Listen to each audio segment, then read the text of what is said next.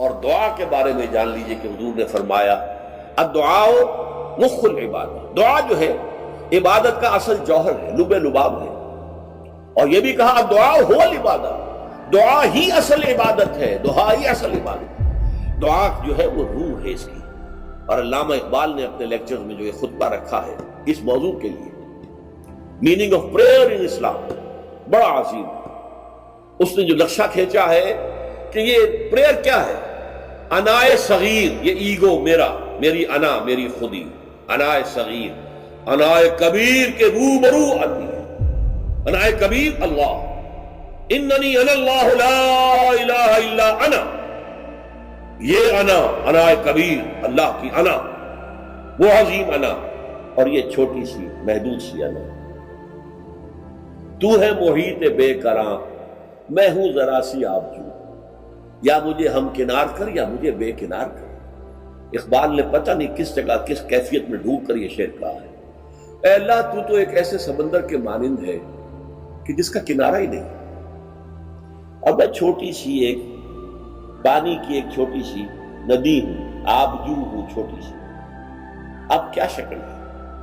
یا تو مجھے اپنے آپ میں ملا لے تاکہ میں بھی ناپیدا کنار ہو جاؤں۔ دریائے سندھ کا پانی جب سمندر میں گر جاتا تو سمندر بن جاتا، اور یا پھر مجھے بھی بے کنار کر دے، میری وجود کو بھی اتنی وسعت دے دے کہ کوئی کنارہ نہ رہے۔ اب یہ کیا اس نے سمجھا، کیا کہا، لیکن میں نے وہی انائے کبیر انائے صغیر۔ ایک ہے نماز ہم پڑھ لیتے ہیں، آپ نے سارا پڑھ لیا، سارا تعدیل ارکان بھی کر لی، لیکن اگر آپ کا اللہ کے ساتھ ڈائریکٹ کمیونین اور ڈائریکٹ کمیونیکیشن قائم نہیں ہوا تو نماز، جس کو کہ کہا گیا کہ الصلاۃ معراج المومنین، جو قرب حضور کو حاصل ہوا معراج میں، وہ ایک بندہ مومن دنیا میں رہتے ہوئے حاصل کر سکتا ہے نماز میں، اگر اس کی روح جو ہے واقعتاً ہم کا نام ہو رہی ہو الحمدللہ رب العالمین الرحمن الرحیم مالک یوم الدین اہدنا الصراط المستقیم ایاک نعبد و ایاک، اگر ہم واقعتاً ایسے کہہ رہے ہو کہ ہمیں احساس ہو کہ ہم اللہ کے حضور میں حاضر ہیں اور عرض کر رہے ہیں، سجدہ کریں تو حدیث میں آتا ہے کہ ایسے محسوس ہو کہ گویا کہ میں نے اپنا سر اللہ کے قدموں میں رکھ دیا ہے۔ یہ ہے نماز۔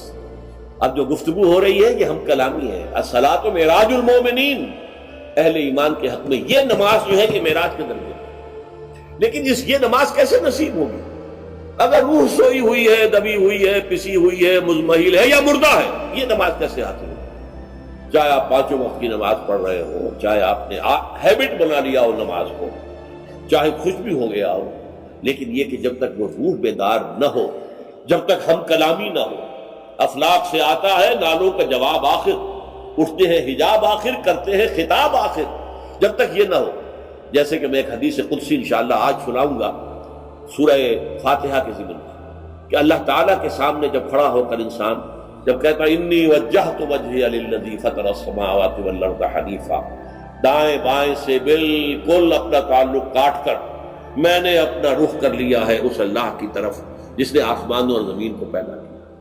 اب یہ توجہ وجہ تو اگر یہ تو ہے چہرہ تو ہم نے کر دیا خانہ کعبہ کی طرف، اندر سے ہماری روح متوجہ نہیں ہوئی، وہ سوئی پڑی، اسے پتہ ہی کچھ نہیں کہ کیا ہو رہا ہے، تو اس صورت میں وہ کیا ہے؟ ظاہری بات تو پوری ہو گئی، نماز کا ثواب ہو جائے گا، فرض کی ادائیگی کا ثواب مل جائے گا، لیکن وہ اصل نماز کو حاصل نہیں ہوتی۔ یہ ہے وہ بات کہ وَإِذَا سَأَلَكَ عِبَادِي عَنِّي فَإِنِّي قَرِيبٌ، اے نبی جب میرے بندوں کی روحیں بیدار ہو جائیں، توانا ہو جائیں، حیات تازہ سے وہ ہم کنار ہو جائیں، اور پھر وہ میرے بارے میں پوچھیں، وہ میرا تقرب حاصل کرنا چاہتے ہیں، تو آپ سے پوچھیں تو کہیے میں قریب ہوں۔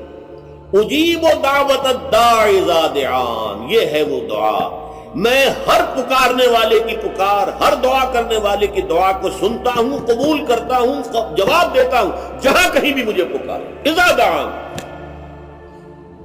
اس میں در حقیقت وہ مفہوم آ گیا ہے there and then where ever، آپ اپنے گھر میں ہو کر پکاریں اللہ کو، آپ بستر پر لیٹے ہوئے پکاریں اللہ کو، الذین یذکرون اللہ قیاما وقعودا وعلی جنوبہم، ہاں ٹھیک ہے بعض مقامات بعض اوقات قبول دعا کے لیے زیادہ سازگار ہیں، حرم میں جا کر دعا مانگی جائے، اور مینا میں، عرفات میں خاص طور پر، جبل رحمت پر خاص طور پر، ملتزم جو ہے کعبے کا اس پر خاص طور پر، وہ ایام بھی ہیں خاص. لیکن یہ نہیں ہے کہ بقیہ دنوں میں آپ کے اور اللہ کے درمیان کو بڑا فاصلہ ہے.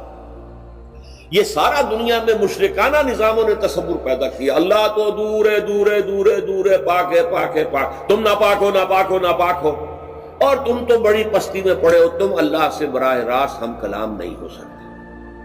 کوئی درمیانی چاہیے، کوئی لنکس چاہیے. کوئی پجاری ہوگا، کوئی پروہت ہوگا، کوئی پنڈت ہوگا، کوئی پیر ہوگا، کوئی پادری ہوگا، کوئی پوپ ہوگا، اس کے ذریعے سے تم اللہ سے ہم کلام ہو، خود نہیں. اور جب ذریعے بیچ میں آ گئے تو ان کی مٹھی گرم کرو، ان کی چاپلوسی کرو، ان کو بھی جو ہے چادریں چڑھاؤ، ان کو نذرانے پیش کرو. یہ ہے بدترین ایکسپلائٹیشن جو مذہب کے ذریعے سے نوع انسانی کی ہوئی ہے. سماع دنیا تک ہم نزول فرما لیتے ہیں تمہارے لیے، اور پکارنے والا پکارتا ہے، حل من مستغفر فاغفر له، ہے کوئی استغفار کرنے والا کہ میں اسے بخش دوں؟ حل من سائل فاعطیہ، ہے کوئی مانگنے والا کہ میں اسے عطا کروں؟ تم ہی سوئے رہتے ہو، انٹا غفیر رہتے ہو، تمہیں ہماری طرف توجہ نہیں ہے. اگر ہماری طرف متوجہ ہو جاؤ تو جیسے کہ اقبال نے کہا کہ میرے لیے یہ دربان جو ہے پیران کلیسا کو کلیسا سے اٹھا دو. کیوں خالق و مخلوق میں حائل رہے پردے؟ کہ اللہ کہتا ہے مجھ سے ہم کلام ہونے کے لیے کسی واسطے کی، کسی وسیلے کی کوئی حاجت نہیں، جب چاہو مجھ سے ہم کلام ہو جائے. ہاں ایک شرط ہے، فَلْيَسْتَجِيبُوا لِي، چاہیے کہ وہ میری بات بھی قبول کریں، میرے احکام کو تسلیم کریں، میرے فرامین کان سے کھول کر سنیں، ان پر دل سے عمل کریں. فَلْيَسْتَجِيبُوا لِي، یہ ون وے ٹریفک نہیں ہوگا کہ ہم تمہاری دعائیں قبول کریں اور تم ہماری باتوں سے پہلو تو ہی کرو، سنی انسنی کر دو. یہ نہیں ہوگا. یہ ایک ٹو وے تعلق ہے، جسے آج کل کہا جاتا ہے بائی لیٹرل تعلق ہے. بائی لیٹرل تعلق ہے اللہ اور بندے کے درمیان. بندہ توبہ کرتا ہے معاصی سے، اللہ تعالیٰ بھی اس کے لیے بھی لفظ تواب ہے، وہ بھی اپنی رحمت کے ساتھ دوبارہ متوجہ ہو جاتا ہے. تم اللہ کو یاد کرو، فاذکرونی اذکرکم، مجھے یاد رکھو میں تمہیں یاد رکھوں. ان تنصروا اللہ ینصرکم، اگر تم اللہ کی مدد کرو گے اللہ تمہاری مدد کرے گا. یہ ہے دو طرفہ معاملہ. اسی طریقے سے تم چاہتے ہو کہ میں تمہاری دعائیں قبول کروں، اجیب دعوت الداعی اذا دعان، میں ہر پکارنے والے کی پکار کو سنتا ہوں جب اور جہاں، ویئر اینڈ وین وہ مجھے پکارے. لیکن لازم ہے فلیستجیبوا، وہ بھی میرا کہنا مانے، میرے فرامین کو کھلے کانوں سنے اور تہہ دل سے اس پر عمل کرے. وَلْيُؤْمِنُوا بِي، اور مجھ پر ایمان پختہ رکھے.